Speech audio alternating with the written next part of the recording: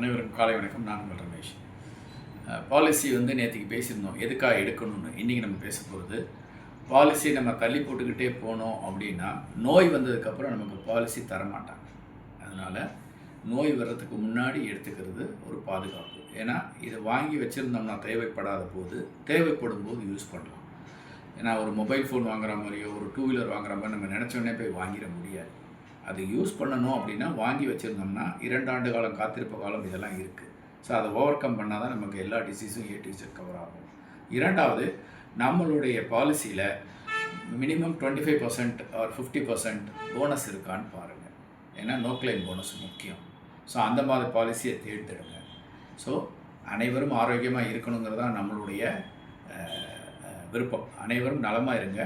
But ஒரு seat belt போட்டு car ஓட்டுற மாதிரி, ஹெல்மெட் போட்டு 2 வீலர் ஓட்டுற மாதிரி தான் இன்சூரன்ஸ். ஸோ நம்மளுடைய பொருளாதார இழப்பை தடுக்கிறதுக்கும் நோய்க்கு கவரேஜ் கொடுக்கறதுக்கு தான் பாலிசி.